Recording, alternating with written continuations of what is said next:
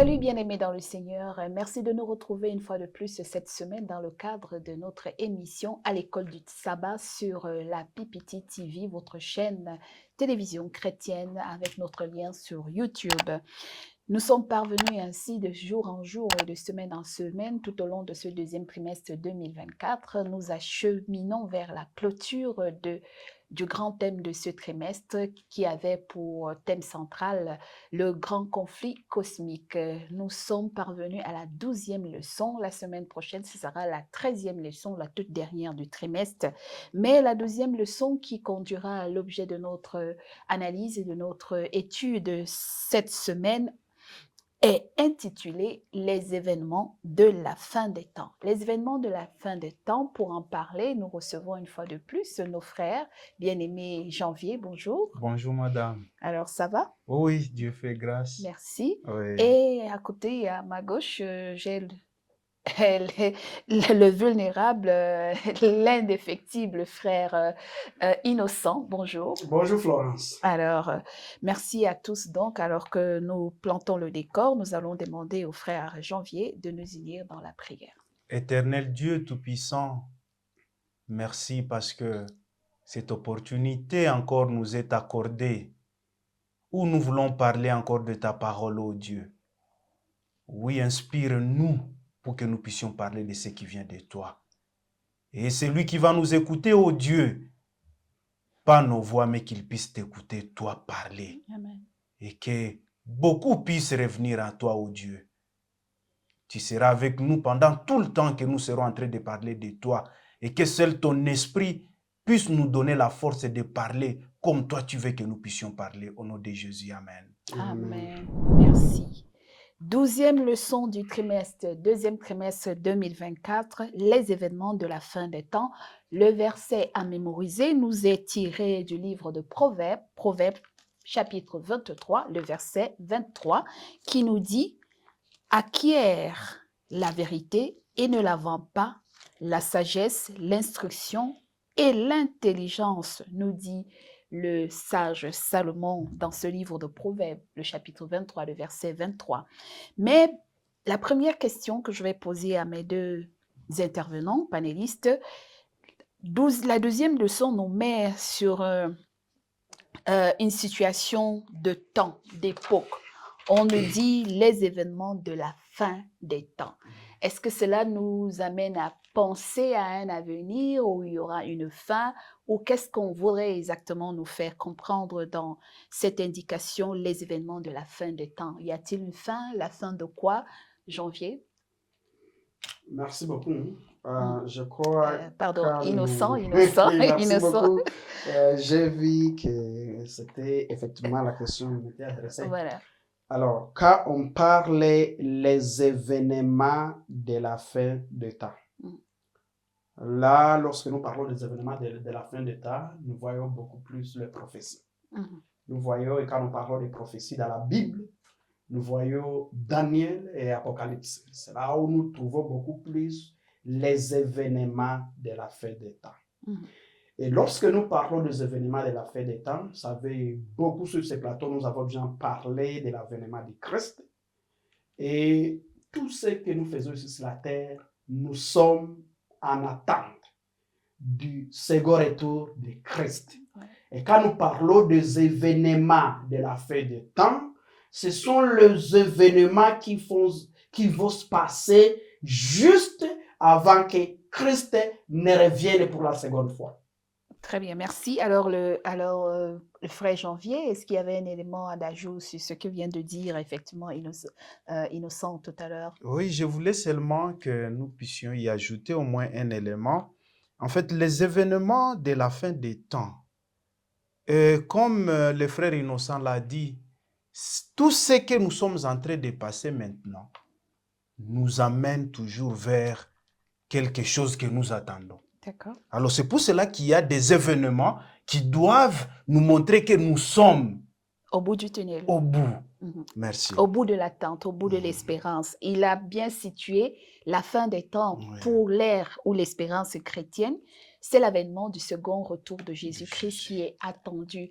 Est-ce que le monde prendra-t-il fin un jour? est-ce que la fin de ce système monde dans lequel nous vivons est conditionnée à l'avènement de Jésus-Christ dans son second retour, comme il nous l'a promis, hein, d'ailleurs, dans sa parole. Et c'est pour cela que il est d'autant plus pour nous de nous poser cette question. Pourquoi la compréhension des événements des derniers jours est-elle si importante dans la crise à venir? Frère Innocent. Bon, merci beaucoup. La compréhension des événements des derniers jours. La compréhension des événements des derniers jours. Cette compréhension, elle est capitale parce que lorsque les événements qui vont approcher la seconde venue de Christ, il y aura une contrefaçon. D'accord. Donc, comme nous allons approcher l'avènement de Christ, Satan sera à l'œuvre plus qu'il ne l'a jamais été. D'accord. Et donc, il va déployer des énergies pour qu'il puisse séduire un grand nombre. Alors, on doit comprendre ces événements parce qu'il y a la parole de Dieu qui nous avertit, qui nous met en garde, que l'Antichrist va déployer de tromperies, de moyens pour séduire les enfants de Dieu afin qu'ils puissent aller à la perdition. Et donc, si nous sommes là aujourd'hui, c'est aussi une façon de nous avertir les uns des autres que ce moment est proche, de commencer à nous armer afin de faire face à ces événements.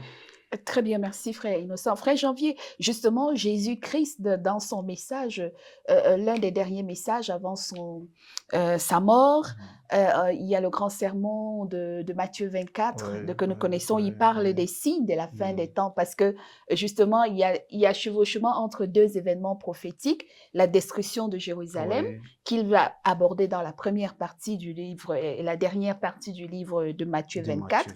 Mais quand il parle des événements de la fin des temps, il cite un nombre d'éléments ou de faits qui nous permettent de nous prévenir, de savoir que quand nous verrons ces choses arriver, sachez que les signes annonciateurs de son retour seront là. Et justement, comment est-ce qu'on peut les identifier aujourd'hui dans notre environnement, dans notre monde? Je pense bien que chacun est témoin de ça. Parce que si nous lisons Matthieu 24, nous allons voir que tout ce que nous sommes en train de vivre aujourd'hui, il y a par exemple la guerre, les guerres d'ici, de là, mais aussi... On parle de la guerre d'Ukraine, la guerre de la Palestine, et partout. Israël, et partout d'ailleurs, là. Même ici au Congo, à l'Est Congo. Alors, j'aimerais aussi que nous puissions aussi revenir aussi quelque part sur le verset de 2 Timothée, chapitre 3, le verset 1-5. Là, vous allez voir qu'on nous a aussi donné aussi quelques traits des événements qui allaient aussi peut-être nous montrer que réellement, est-ce que nous sommes en train aussi de vivre aussi ces derniers temps? Est-ce que réellement nous sommes en train aussi de voir ces événements? Parce que, on l'a dit, je suis dans, c'est l'épître de Paul à Timothée. Je vois 2 Timothée chapitre 3, le verset 1. Et je veux juste m'arrêter au 5e. On dit, sachez que dans les derniers jours, il y aura des temps difficiles, car les hommes seront égoïstes, amis de l'argent, fanfarons, hautains, blasphémateurs, rebelles, à leurs parents, incrants, irréligieux, insensibles, déloyaux, calomniateurs, intempérants, cruels, ennemis des gens de bien. Mais tout ce que Paul vient de nous citer là-bas, c'est ce que nous sommes en train de vivre aujourd'hui. Vous allez voir qu'un frère qui va tuer l'autre, son frère, à cause seulement de l'argent. Empoisonner un frère alors qu'on ne sait pas pourquoi, par jalousie, par rancœur. Et puis imaginez-vous quelqu'un qui prend la machette, il coupe la tête de son conjoint ou de sa partenaire ou de son parent. Ça nous prouve que Paul lui-même l'avait dit. L'amour du plus grand se refroidira. Et ça se manifeste aujourd'hui. D'accord. Donc, autant d'événements et des signes qui nous montrent vraiment que nous sommes parvenus à une situation de crise. De crise. Et il faut qu'il y ait des réponses à la crise. Mais comment donc comprendre et comment nous aviser? Parce que Jésus, d'ailleurs, dit dans le même chapitre de Matthieu 24 que ce ne sera encore que le début. Ouais. Parce qu'ils vous livreront. Mais comment est-ce qu'on arrivera justement à cette situation? En quoi les saintes écritures constituent-elles une protection contre la tromperie du monde? Bon, voilà, merci. Vous savez, nous allons lire d'abord un verset. Ces événements, on a cité pas mal d'événements, mais je crois que nous sommes en train d'aller vers d'autres événements qui vont couronner ces événements. Voilà, exactement. La Oui, persécution la des saints. persécution. Mais avant qu'on arrive à la persécution, il faudra quand même qu'il y ait un témoignage pour tout le monde, afin que personne n'ait prétexte d'être sous ignorance. Et quand nous lisons Matthieu, justement 24. Matthieu 24, 14, il nous dit, cette bonne nouvelle du royaume sera prêchée dans le monde entier pour servir de témoignage à toutes les nations. Alors viendra la fin. D'accord. Quand cette parole sera prêchée au monde entier, il y aura d'autres événements qui vont se suivre. Mais cette parole sera prêchée au monde entier. On dit cette parole. Aujourd'hui, il y a des paroles. Et les gens se contredisent. Mais ce jour-là, ça sera cette parole. C'est pourquoi, quand nous allons avancer même dans la leçon, nous allons voir en Apocalypse où on nous dit de sortir de Babylone. Parce que Babylone symbolise la confusion. Aujourd'hui, un pasteur passe à la télé, il te prêche, il présente la parole, tu sens que tu es convaincu. Même s'il a mis une dose de mensonge. C'est pourquoi au verset 24, on nous dit, du même chapitre, on nous dit, car il se lèvera des faux Christ et des faux prophètes. Ils feront de grands prodiges et des miracles au point de séduire, s'il était possible, même les ennemis. Ça veut dire que dans les derniers jours, la contrefaçon sera parfaite. Vous voyez, ici on dit... En utilisant la même Bible. En utilisant la même Bible. On nous dit, il y a ceux-là qui disent que celui-là, c'est un pasteur, c'est un prophète de Dieu. Il y a des prodiges là-bas. Ici, on nous montre qu'il y aura des faux prophètes qui vont faire des prodiges, des miracles. Et donc ça, ce n'est pas un signe. Même l'Antichrist est en mesure de le faire pour séduire même les élus. C'est pourquoi on est en train de nous avertir, chers téléspectateurs, à nous tous qui suivons cette parole aujourd'hui, c'est une mise en garde, de savoir sonder les Écritures. Il y a un verset que nous avons toujours réitéré sur ce plateau, c'est le psaume 119, 105e verset qui nous dit « Ta parole est une lampe à mes pieds. Une lumière, c'est mon sentier. » Pour éviter ces contrefaçons qui sera parfaite, qui sera semblable presque à la vérité, ce n'est que sonder les Écritures et savoir c'est quoi la vraie vérité. Merci. Et justement, ces Écritures nous enseignent également un certain nombre de choses, parce que là maintenant, nous parlons de la coalition des nations du monde avec l'Église, la religion, pour imposer au monde, aux hommes, une manière d'adorer. Parce que nous le disons, le grand défi du grand conflit cosmique, c'est la question de l'adoration. Qui adorons-nous? Est-ce Dieu? Est-ce les hommes? Ou est-ce un système? Un système, justement, qui ne...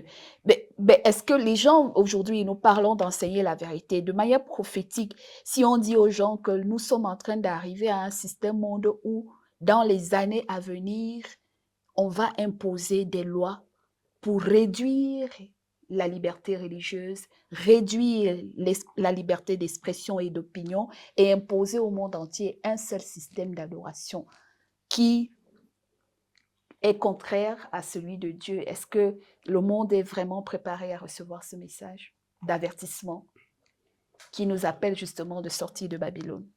Bon, on ne va pas dire que le monde est prêt à recevoir ce message, mais ce message va servir de témoignage. Alors, souvenez-vous, l'histoire à l'époque de Noé, il y avait une multitude. Le message a été prêché, mais à la fin des comptes, il y a eu combien? C'est Noé et sa son femme, épouse et sa femme. et ses 6 enfants. Oui, Mais la c'est parole a ses 3 été fils et prêchée. ses 3 belles-filles. Donc, et ça sera la même chose. Souvenez-vous de Sodome et Gomorrhe. Bon, il y a beaucoup d'autres cas. Et aujourd'hui, cette bonne nouvelle sera prêchée. Effectivement, on nous dit, parmi les événements des derniers jours, il y aura la pluie de l'arrière-saison. Oui. Et on nous dit que les fruits de la pluie de l'arrière-saison seront nombreux plus que ceux de la première saison. Oui. Ça veut dire, lorsque nous parlons de la pluie de la première saison, voilà. nous voyons Pierre qui prêche en une journée, il y a 5000 personnes, 3000 Oui. par jour Oui. qui acceptent l'évangile. Mhm. Ça sera la même chose. Donc il y a, dans les derniers jours, dans les événements du dernier jour, il n'y a pas que de mauvaises nouvelles, il y a aussi de bonnes nouvelles, parce que les gens vont croire à la bonne parole. Les gens, ne vous en faites pas, il y a ceux-là qui vont écouter la bonne voix. Cette bonne nouvelle, ils vont sortir de Babylone. Et d'accord, justement, comment alors prévenir les gens, hein, Janvier, en ce qui concerne Babylone, Oui, qu'est-ce qui sera le socle même de la grande bataille sur l'adoration? Qu'est-ce qui va être imposé et qu'est-ce qui va être rejeté? Merci. Nous devons savoir que la façon dont on doit prêcher au monde, heureusement, le frère Innocent est revenu là-bas, c'est de proclamer cet évangile.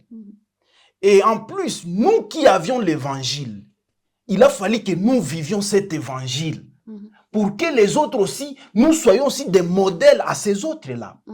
Alors, nous devons savoir qu'au dernier jour, il y aura toujours, le conflit est basé sur l'adoration. Et cette adoration-là, c'est surtout les jours d'adoration.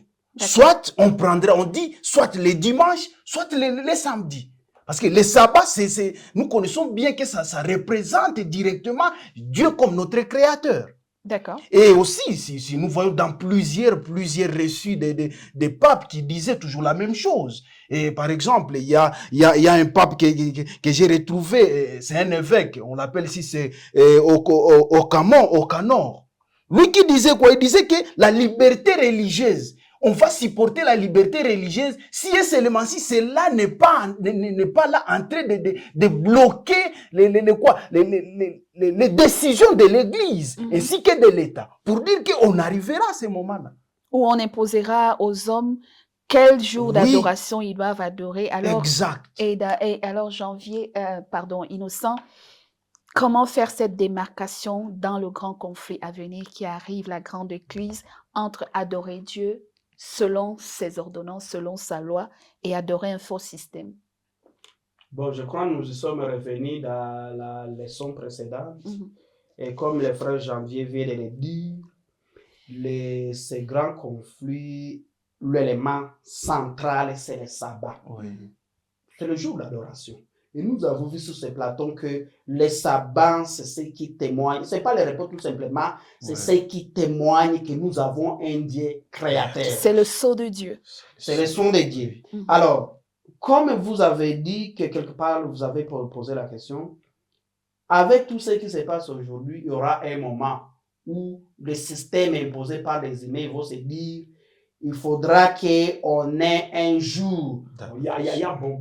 Il faudrait qu'on s'entende pour que tout le monde adore. Oui. Il y a d'autres qui pensent qu'avec les changements climatiques, les usines sont en train de polluer. Les gens pensent qu'il on nous pense vraiment... de la puce, que peut-être la marque de la bête, ce sera une puce, je ne sais pas trop quoi. Alors, qu'on va mettre sur le front et sur la main. Quand on parle, voilà, effectivement, quand nous parlons de cette leçon, il faut aussi éclairer les choses. Oui. Quand on parle de la marque ici, le front, c'est pas à dire que c'est quelque chose qu'on mettra ici sur le front. Quand on parle de front, ça symbolise l'esprit. C'est lui qui va accepter les signes de la leçon de Dieu qui est le sabbat, c'est-à-dire il va faire un choix en âme et conscience. De faire le choix d'adorer Dieu. De faire le choix d'adorer Dieu ou d'adorer les systèmes imposés par les humains. Et donc quand on parle de fraude, ça a affaire avec l'esprit, l'intellect. Quand on parle les mains, ça a affaire avec ce que les gens font. Parce que ce sont les mains qui font. Alors, quand on parle d'épices, je veux dire que aujourd'hui, avec la technologie, la fois dernière, je suis allé prendre quelque chose à mon compte au niveau de la banque. On a pris mes empreintes, on m'a dit à la prochaine, on n'aura pas besoin de ta signature. Ça sera juste tes empreintes, on sait que tu es le propriétaire du compte. Avec la technologie, pour le moment, nos passeports sont biométriques. Tout ce que nous avons aujourd'hui, on est entré avec la technologie. On est en train de nous retracer. Avec nos adresses mail, on sait retracer quelles sont mes préférences. Et donc, ça ne sera pas quelque chose qui est subtil, pour ne pas prétexter qu'on ne sait pas si on a choisi la marque de Dieu ou la marque de la bête, n'étant pas en âme et conscience. Ça sera quelque chose de très clair. C'est vrai, il y aura ces moyens de répression qui vont limiter les accès aux services que offre le monde, qui vont nous amener à choisir soit Dieu, soit les systèmes des humains. Voilà, merci beaucoup pour ces grandes explications. Je pense un dernier mot du frère Janvier pour que nous clôturons. Nous sommes donc avisés et avertis que très bientôt, il y aura des lois universelles qui vont s'établir où les religions du monde avec les nations, les États, les puissances vont imposer aux hommes une méthode d'adorer qui soit contraire à celle que Dieu voudrait que nous lui apportons comme adoration. Comment donc avertir, prévenir, comment se préparer? Quel message d'espérance donner aux croyants? Merci. Il n'y a pas autre chose que de voir l'exemple de notre Seigneur Jésus. Chaque fois quand il était devant Satan, il disait, il est écrit. Nous qui sommes en train de passer ces moments des derniers temps, des événements, est-ce que moi et toi, pouvons-nous vraiment dire qu'il est écrit? Et si nous pouvons dire qu'il est écrit, cela prouve que nous devons avoir confiance à cette parole de Dieu. Et si on a confiance à cette parole de Dieu, cela prouve que même n'importe quelle tentation, n'importe quelle contradiction à cette vérité, nous serons capables de vaincre parce que nous avons la vérité de Dieu qui est notre lampe, comme le frère Innocent l'a dit, qui va chaque fois nous conduire, qui va chaque fois nous donner la force de vaincre. Donc, nous sommes appelés, nous chrétiens, qui passons les derniers temps, sondons les Écritures, parce que dans ces Écritures, il y a la vie. Parce que dans ces Écritures, il y a aussi la puissance de vaincre. Et nous resterons toujours vainqueurs à travers la vérité que Christ lui-même a utilisée pour vaincre. Merci. Et alors, dernier mot, frère Innocent. Merci, dernier mot. Je voulais juste dire que quelqu'un l'a dit, que la culture est tout ce qui reste dans la tête quand on a tout oublié. Ce qui peut rester dans la tête, c'est quelque chose auquel on s'est déjà familiarisé. Familiarisez-nous aux saintes Écritures, afin que lorsque ces moments arriveront, que nous soyons à mesure de dire il est écrit, comme Jésus l'a dit. Amen. Merci beaucoup. Voilà donc, chers téléspectateurs, merci d'avoir partagé ces moments. Vous l'aviez compris, les événements de la fin des temps, nous les vivons déjà. Certainement, ce qui nous manque, c'est l'attente de la grande crise où il y aura un choix entre servir les hommes et un faux système appelé Babylone, la confusion, ou servir et adorer Dieu selon ses ordonnances, selon sa loi telle qu'il nous l'a prescrit. Il n'y a pas de chemin et chacun de nous sera amené à prendre position.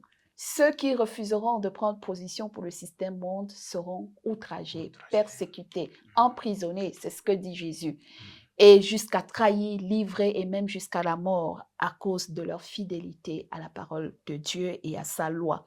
Et ceux qui, dans ce combat et dans cette crise, ceux qui resteront, s'allieront à Babylone, la parole de Dieu nous dit, ils boiront aussi la coupe amère de la colère de Dieu en son temps.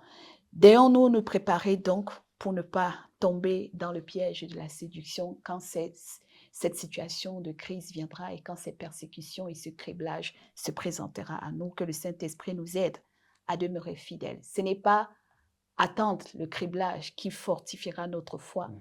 mais c'est réclamer l'onction de la pluie de l'arrière-saison maintenant. C'est le Saint-Esprit afin qu'il nous guide jour et nuit dans nos choix, dans nos convictions, dans notre pensée et dans nos œuvres de tous les jours.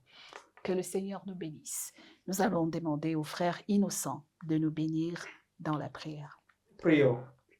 Éternel notre Dieu, créateur des cieux et de la terre, nous voulons te dire merci parce qu'à ces instants, tu nous rassures que ceux qui se confient en toi ne seront jamais déçus.